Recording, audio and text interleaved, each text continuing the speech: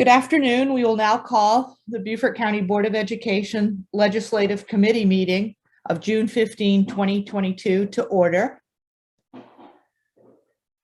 Our first order of business is approval of the agenda. Madam Chair, I move that we approve the agenda. Thank you, Ms. Middleton. I second. And that was Ms. Fidrich? Yes. Yep. Any discussion? All right, there being none, all those in favor, please raise your hand and say aye. Aye. Was that the aye? Thank you. Next order of business is the Pledge of Allegiance.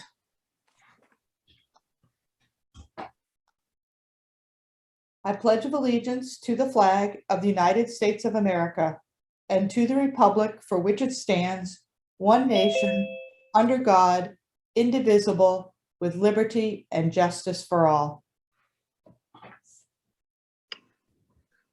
We don't have any public comments, and Lynn has just joined us. Okay, so I just will say that the media Or was is properly joining. notified Is for this joining. meeting. And we will go to Lynn Stokes Murray because she is under a time constraint this evening. And we'll come back to the committee meeting minutes approval. So Lynn, we're so glad you can join our committee today. It's very kind of you. And I know you have limited time tonight as well. And we're just interested in hearing your thoughts and getting us up to date. You're still muted, Lynn.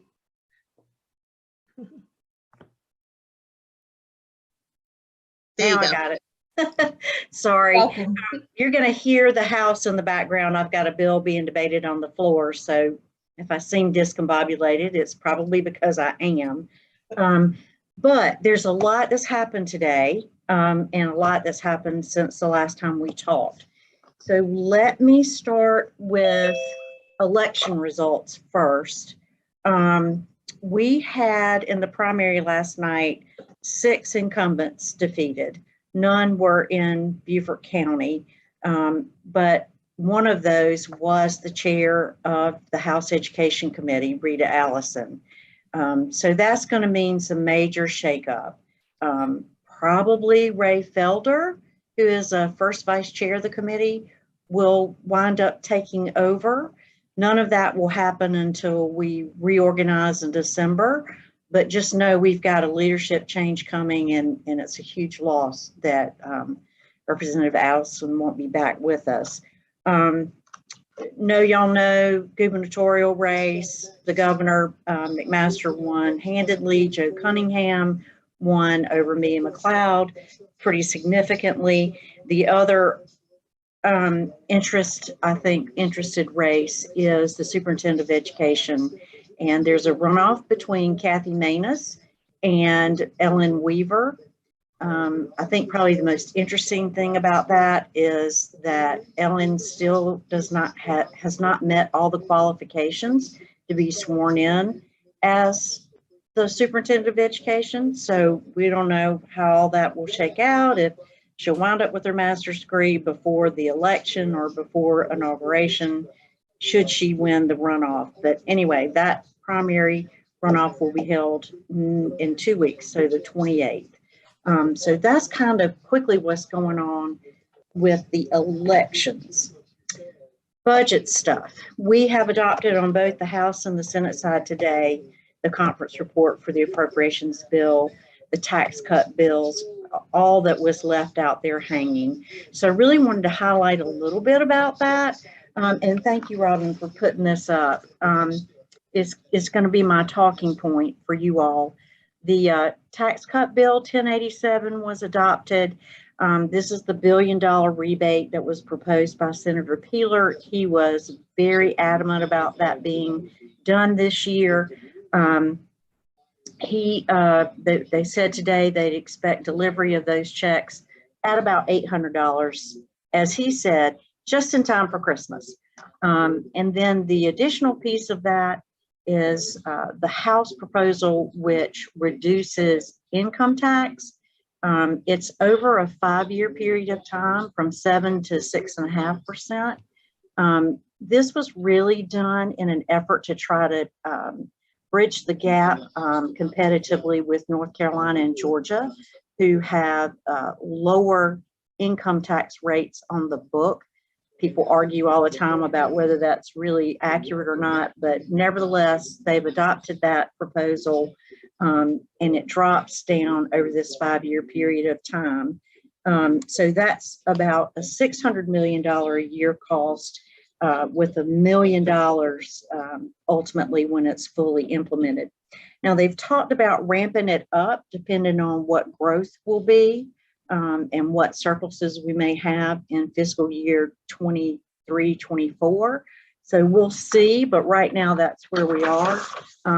The manufacturing property tax cut also is dropped from 9 to 6%, and that's about $100 million cost.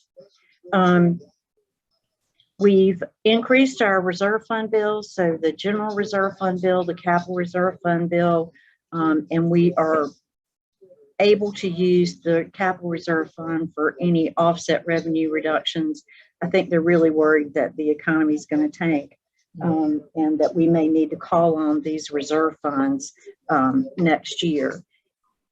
The highlights that you probably care about most of all is that teachers will receive a $4,000 a year raise, and the minimum salary will also be increased. I am unclear if it's going from 36 to 38 or 36 to 40. I haven't seen the language on that yet, so I'll have to send that back to you. But the $4,000 raise is for sure included, but whether or not the minimum $40,000 a year salary is in, I don't know the answer to that yet, but I will find out.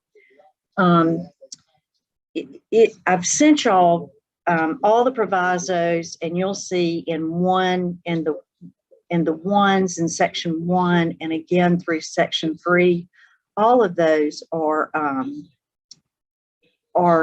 education provisos, mostly K through 12. It tells you what House or Senate version was adopted.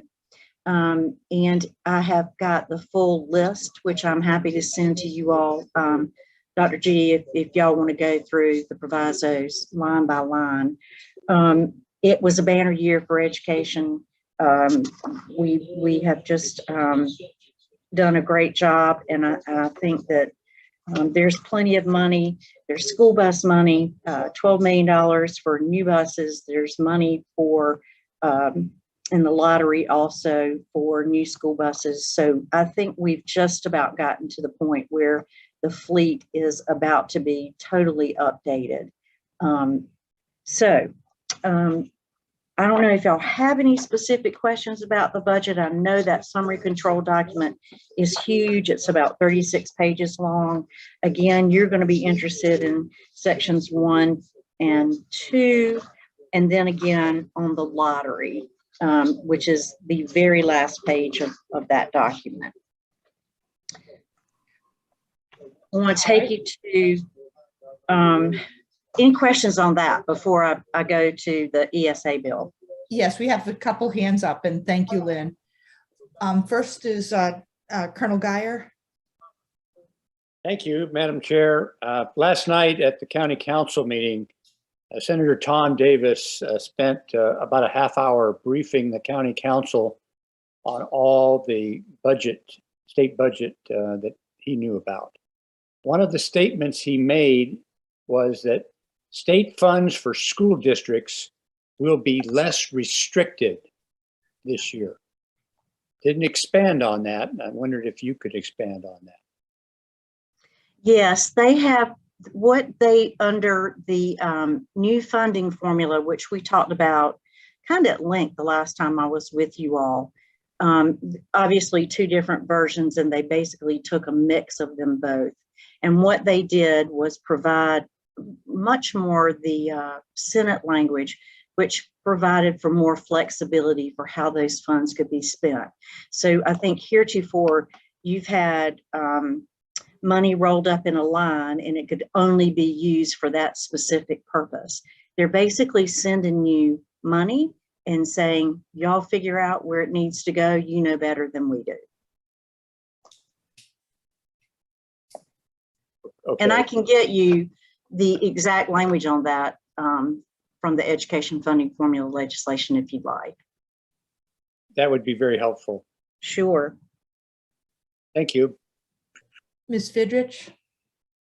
Thank you, Dr. Glatz. My question's along the same lines regarding what Senator Tom Davis said last night. He did say that there would be $280 million of recurring funds, but he also indicated out of the $3.7 billion non-recurring funds, $305 million would go to schools. So is that what you were referencing for Colonel Geyer, that there will be less restrictions on that $305 million? And do you know how that will be parsed out? So if you look at the summary control document, it gives you everything, where it's all going, what's in the base, what's in EIA, what's in the non-recurring, and then what's in the lottery. What you have to do, and I know it's complicated, is you have to match the provisos that are in Part 1B of the budget, so you'll know how they're directing those funds. I should have that piece of the document. I mean, this was just adopted today. So I should have that piece of the document and all the language, which I can share with y'all, I think when I'm going to meet with y'all again in July, but I can send it to you before then. But those provisos that are attached to the dollar lines tell you where that money is directed. Does that make sense?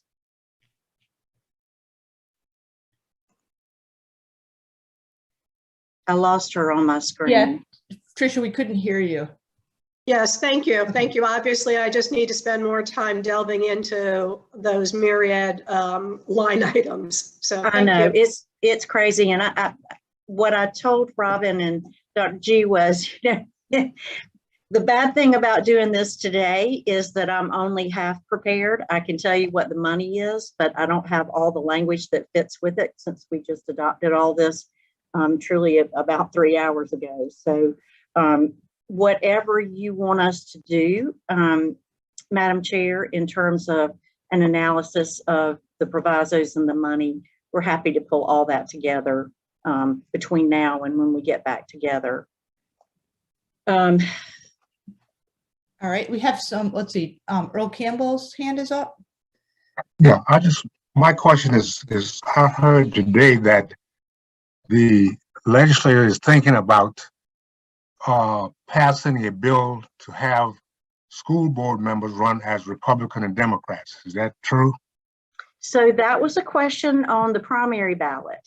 And I'm sure when you voted, if you voted earlier, if you voted yesterday, you saw that was on the ballot. Yeah. There were 3 questions, and that was one of them. It overwhelmingly passed. So I suspect there will be legislation forthcoming to deal with that. I think it was really sort of a pulse of what the temperature was, but for voters, whether or not they wanted to see that delineation of school board members typically running as nonpartisan races, whether they wanted to run partisan, and it was overwhelming. So we are done for this year, so it can't be introduced until we come back. It could be pre-filed in December, and it would be considered in 2023. So if you all have a position on that, that would be something that we would want to know looking forward into next year's legislative agenda. Okay. Thank you. Sure. Colonel Anybody Geyer? else? Go. Yeah, we have Mr. Geyer. We can't hear you, Dick. I'm sorry, I forgot to take it down. Okay, thank you. So the one other thing that I wanted to talk to you about, if you got more questions as you're sitting there looking through the stuff, y'all just shoot them to me. The other thing we took up today was the Senate Bill 935, which is the Education Savings Account legislation. Robin, I don't think I sent you anything. I know I sent you Dr. Mathis's slides Yes. on ESSER funding, which y'all are just peruse at your leisure. But I just got the conference report, so I didn't have it to send you a copy of it, but I will. So the House and Senate have adopted the Education Savings Account legislation. They've renamed it to the Education Scholarship Act. It will include K through 12. It's $5,000 per child for the first 3 years. After 3 years, it can be increased up to $15,000. Any child that is Medicaid or CHIPS eligible can participate in the program, and they've reserved 500 slots for active duty military children. Enrollment date, and this is public or private, enrollment date will be January 15 through March 15 of 2023. If they have more students enrolled than they have spaces, then they'll use a lottery system to choose. The Department of Education is going to provide online counts to parents, education providers. The vendors that will participate in the program will be chosen annually. The Education Oversight Committee will do an annual report, and the program will begin school year 23-24. So that was just adopted today, and it is a little different. The Senate had K through 12, the House had K through 8. They had differences on qualifications and numbers and money, but that's where they landed on that piece of legislation this afternoon. So can I ask you a question about that? So what are they, the money, what can it be used for? Tuition or a computer or a virtual class, or do you know the kind of As I understand it, all of the above. Uh-huh. I did have one other, hang on a minute, one other more detailed.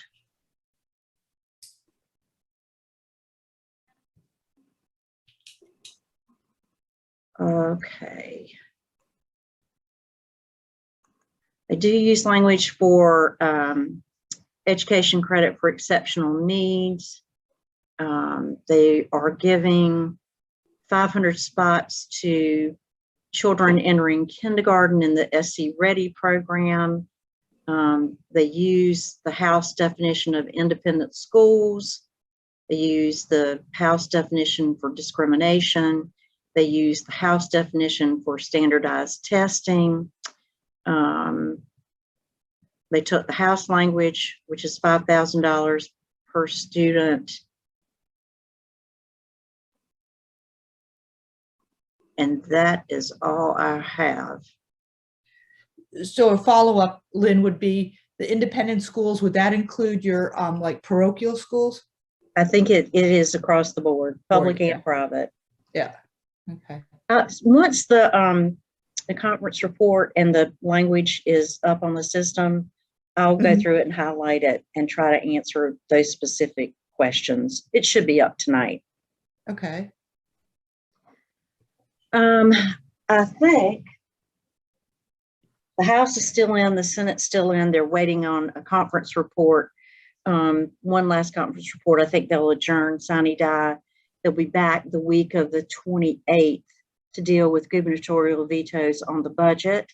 The governor has 5 days, excluding Sundays, but including Saturdays, to issue his vetoes. So the clock starts to tick as soon as the bill's ratified. And I'm assuming that they will ratify tonight before they go home. So we should get a veto message about midweek, midnight Tuesday, first thing on Wednesday morning, and see what he's vetoed in the appropriations bill. We'll come back and deal with that, and then we'll be done until July when we come back for there's an opportunity to come back to discuss Roe versus Wade, depending on what the Supreme Court decision is. And if they don't issue an opinion, then we won't be back. If they do, then we probably will. but that session in July is limited. Then we'll come back in December to reorganize. It's the beginning of a new 2-year session, so we'll have all new House members. Looking like we're going to have probably about 30 new House members, so that's about a third, which is pretty significant. Of course, as you know, the Senate's not up, so they will remain the same. So we have a lot of changes in committee assignments. Like I mentioned, you know, who is going to take over for Ms. Allison? There'll probably be Ray Felder, but the shakeup and the move on the committees, we'll see a lot of that. All that happens in December. I think that's most of what I got for y'all, and I'm sure once you look at this appropriations budget document that you may have more questions for me. I am happy to make myself available next week or next time y'all meet prior to the board meeting in July, since I can't be with y'all on Tuesday night. If you'll just let me know what you need. If you need me to come down and sit down and go through it with you all, I'm happy to come down. So thank you, Lynn. Before you go, I just want to ask the other committee members that have been quiet if they have any questions for you, and that would be Ms. Middleton or Dr. Wisniewski. I do not. Okay, thank you. And thank you, Madam Chair. I did have a question. I'm not sure if Ms. Stokes-Murray can answer it, but the question is in regard to the next topic that we were going to discuss, because there's some things that I was just a bit unclear of, and I wanted to see if she might have some answers on it. But if she has to go, I totally understand. What's the next topic? Oh, it was the topic in regard to Tuition tax credit and voucher. vouchers. Yes, ma'am. Yeah, I think that's largely what Senate Bill 935 is that I was just talking about. If you need me to go through that again, I can, but that is dubbed the voucher bill, public-private institutions up to $5,000 per child. But they must be Medicaid or CHIPS eligible. Right. My question was more general, and it's in regard to the special needs tax credit that is currently in place in South Carolina. And I just wanted to know if you knew if that had been constitutionally challenged. It's my understanding that it had been found constitutional. It is my understanding also that it has been found constitutional, and I believe it was funded. And I'll try to find the line for you, but there was a lot of talk about that. Thank you, ma'am. Sure. so Lynn, before you go, what do you see in the next year's General Assembly? What do you see as in terms of education, since obviously that's what we're interested in, Sure. as where they're headed, or if you have suggestions for our input. We're going to be working on a legislative update. Here it is, our legislative priorities. We've done this for a few years, although we have not changed it really in the last year or two. And we've put forth our legislative priorities. These are, I think we're very focused on these things and have been. And I don't think much is new with any of these really, other than a lot of, we've had a lot of emphasis in this past year, especially after the pandemic or during the pandemic with mental health care for students and staff.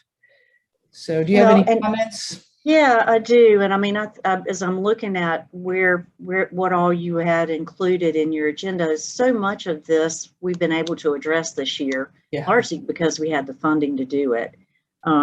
I will tell you that we're not done on the conversation of the education funding formula.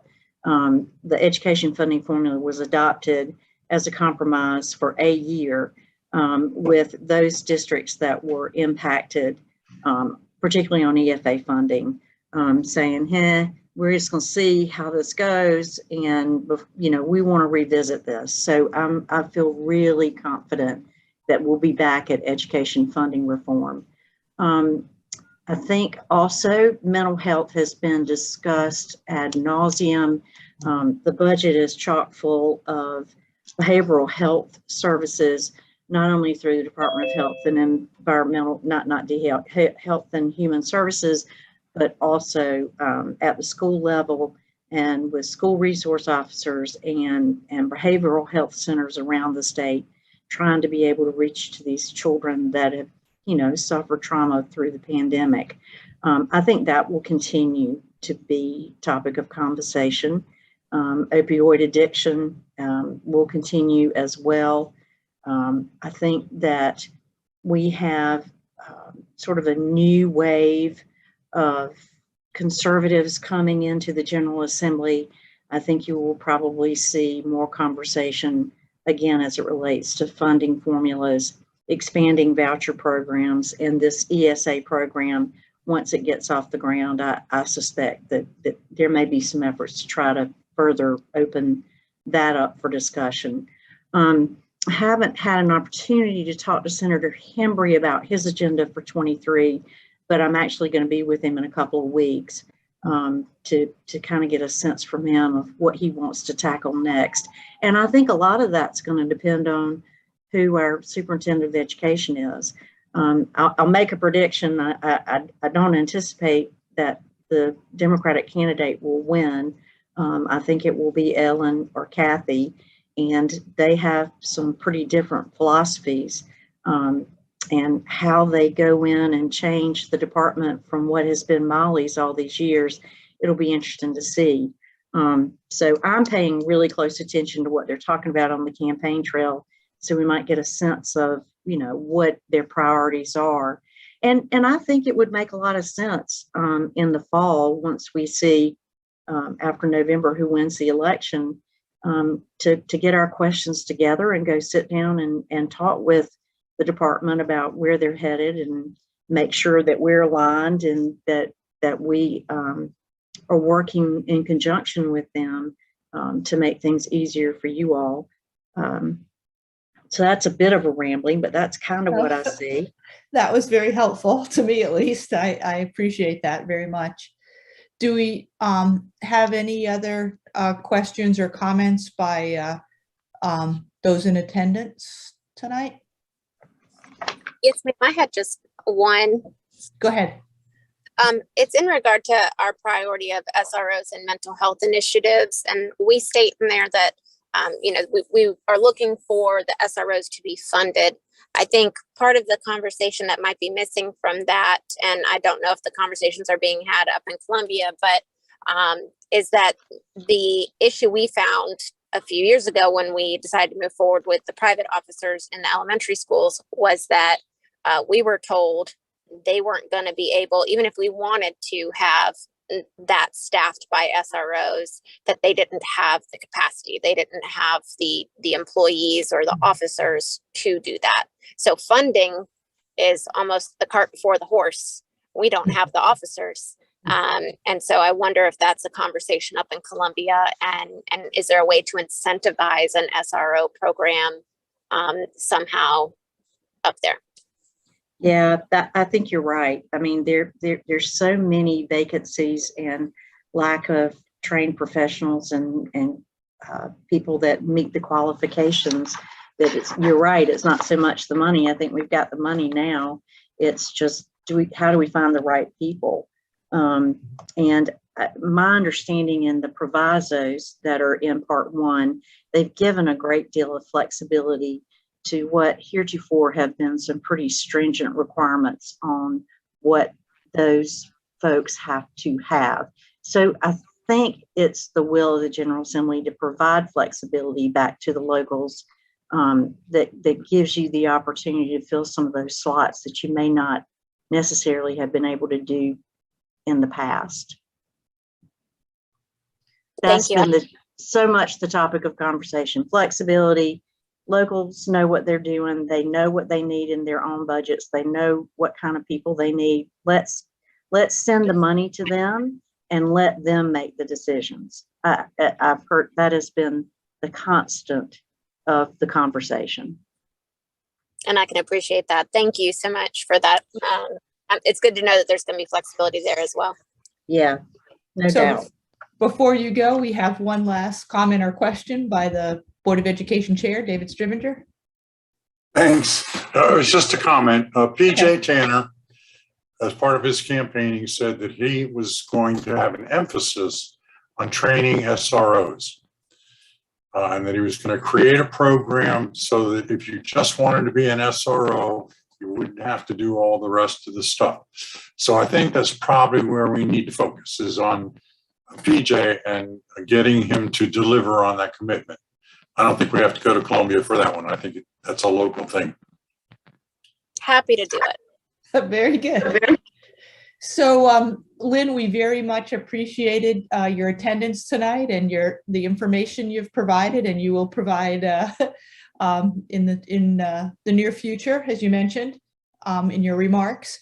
And then we'll see you again in July at our regular scheduled board meeting. And then as the committee has our discussion tonight, we can also decide if we want to have another meeting with you either before or after that meeting. Absolutely. Y'all just let me know. My schedule's getting to be a lot better after today. Yeah. Well, enjoy your summer. Thank you. Thank you Y'all kindly. too. Appreciate Yeah. all your hard work. Thank y'all very much. Thank Bye. you.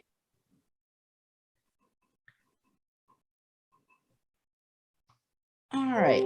So, Robin, can you scroll up on what you have there? Oh, let me put it back Sorry. up. Yeah, I know you're running.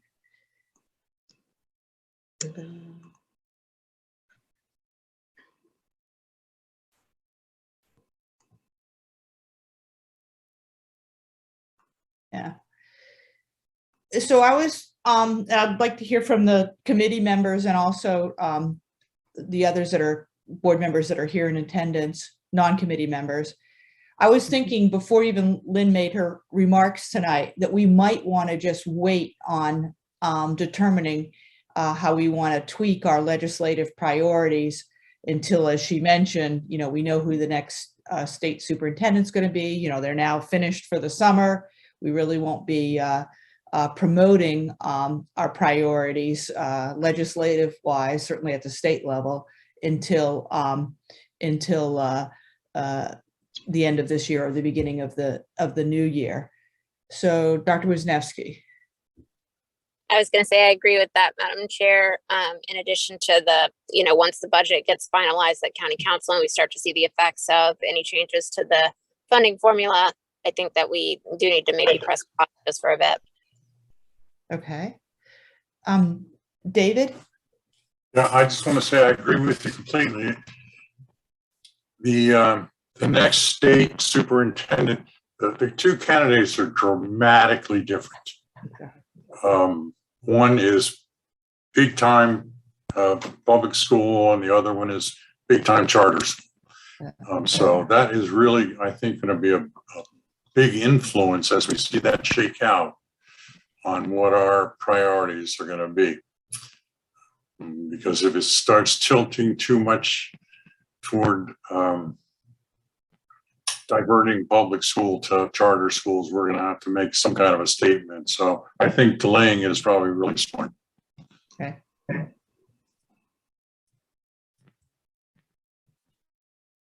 Let me just see, are there other hands up? I'm looking at the screens. Okay. So I don't think we really need a motion for this because we didn't necessarily imply on the agenda or state on the agenda that we were going to have action on this item this evening. So, You can have action on the agenda, on your committee agendas. It says there's action taken on any item. So if you wanted to, you could, but you don't necessarily have to since you're all in agreement. yeah, exactly. And I'm not exactly sure when exactly we would bring it forward, but obviously it's going to be probably in the fall or late summer, I would imagine, unless, are there anybody who would disagree with that? No, okay. So, Dr. Wisniewski. Thank you, Madam Chair. I just wanted to respectfully and politely make a comment in regard to the public school and charter school discussion. It's my understanding that in South Carolina, that the charter schools are public schools because of the way that they are authorized. So I just want to make sure that that's clear. We have a charter school in our district, and they may operate by a different board, but I just want to make sure that it's not becoming a they versus us conversation, because I don't think that moves anything forward for children. And I think we're all here to do what's best for the kids. So I just wanted to, and I don't know if it's a fair characterization to say that one candidate is pro-charter or pro-public. I just think we need to be a little bit careful and mindful with some of that. Thank you. Okay, thank you. All right, so Robin, could you go back to the agenda?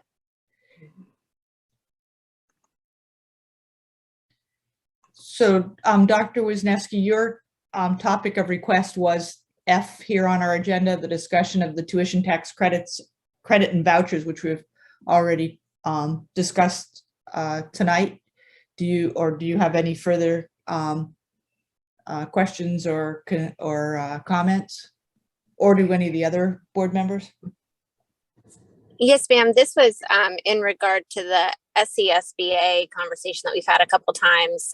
It's in their legislative priorities, and was some specific language that was added to the 2021 revision that called into question the constitutionality of tuition tax credits and vouchers. It's my understanding that the voucher conversation was decided, I think, in 2020 when it had to do with CARES Act or GEARS money that was being allocated through a grant, and that was found to be unconstitutional per the South Carolina State Constitution. But and that's why I asked that question of Ms. Stokes-Murray, because it's my understanding that the exceptional needs tuition tax credit program has been found constitutional. So I feel that the current language that is in, and I know we're not changing, we haven't sent anything up to SCSBA. I just wanted to point that out because I did notice that there had been a change to the statement, and that I think that on its face, it's perhaps disingenuous to say that, that it's as intended by the Constitution, because that was found constitutionally viable.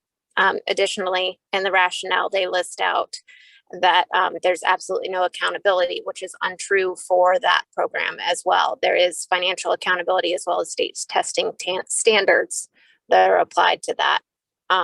So I think it's something that perhaps, I know Wendy had worked before to try to get a statement from SCSBA to get their official stance on that particular program, because that one's been around for quite a while.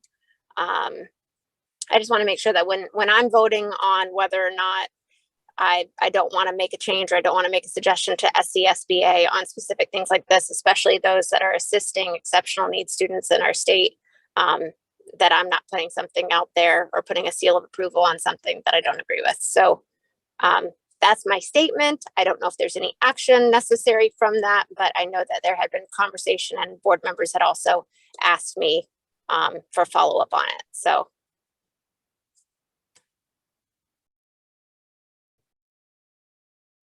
Wendy, do you have any remarks? I had spoken with the School Boards Association. Dr. Wisniewski's right about with the special need, vouchers being constitutional. I'd have to go back and get my notes. I think this was much broader, this new proposal. So, I mean, this is for elementary and secondary, private, religious, or homeschools. So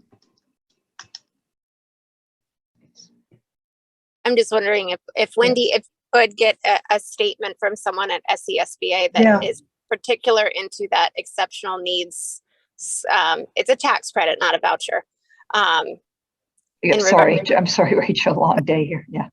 Position is on it. That program, I think, is very important for a lot of kids. So I'd like to know their statement. Yeah, I will ask them. If I remember right, though, I think they might have been opposed to that part of it, but I'll double check to be sure. And I'll say, yes, I'll check on that. Thank you. Thank you. Thank you.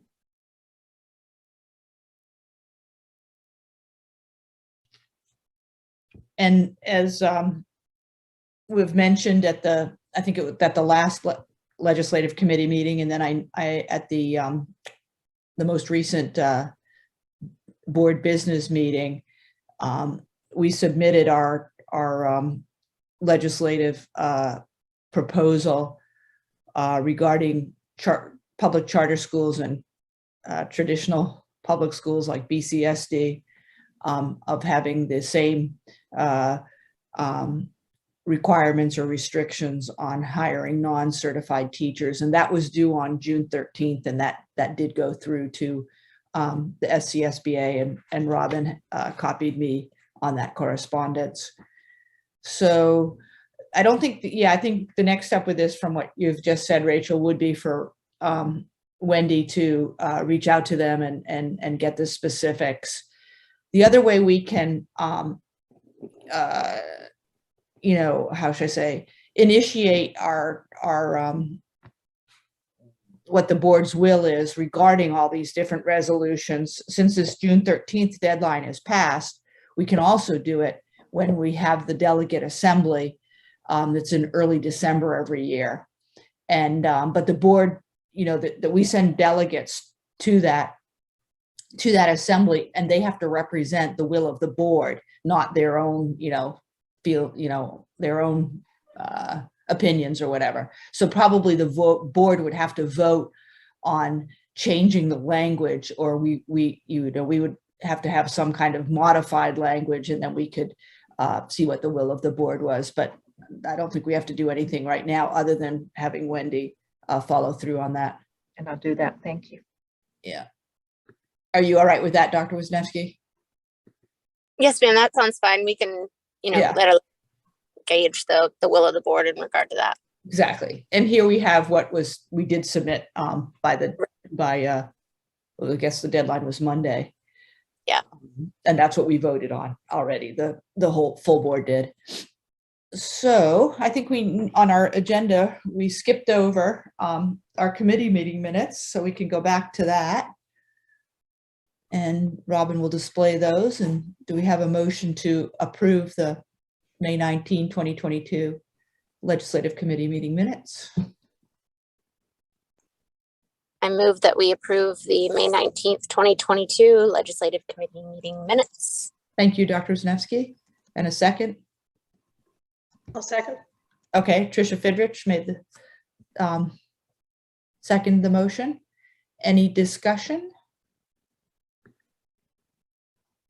All right, there being none.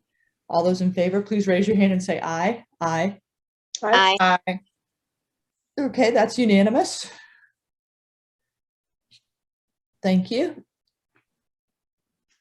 So our next order of business is deciding when our next meeting will be. And I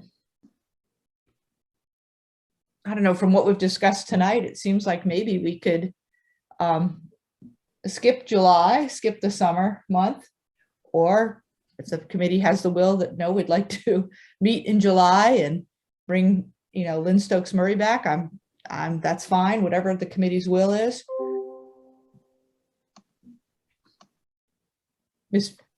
Dr. Wisniewski. Thank you, Madam Chair. I agree with you. We should take July probably off to allow for some time to digest what comes out of session, the impact it's going to have. And perhaps I was going to also make the suggestion is after we have time to gather that and have a discussion, that we try to set up meetings well in advance with the delegation to discuss what our conversations glean from that. I know that we've had some trouble in the past scheduling things, and I thought it would be beneficial if we tried to go ahead and get something on the calendar well in advance of that. That sounds good. I know Robin can address this too. In the past, and as recently as literally A probably month ago? a month ago or 2 months ago, they were not willing, our county legislative delegation and did not, how should I say, acquiesce to our request to meet with them. And so that's when actually I and Ms. Fidrich went to their local delegation meeting, which was in Bluffton, and we provided board input to some degree, although we were speaking as individuals with some information to the delegation. But I think it would be really helpful if we had a meeting where we exchanged ideas, and perhaps the one to broker that would be actually Lynn Stokes Murray. I agree. I can't recall, was that supposed to be, were we requesting a meeting with the full, like our full board and the delegation? Because perhaps they would be agreeable to meeting with the legislative committee. And I also think a lot of that had to do with the timing because they were in session.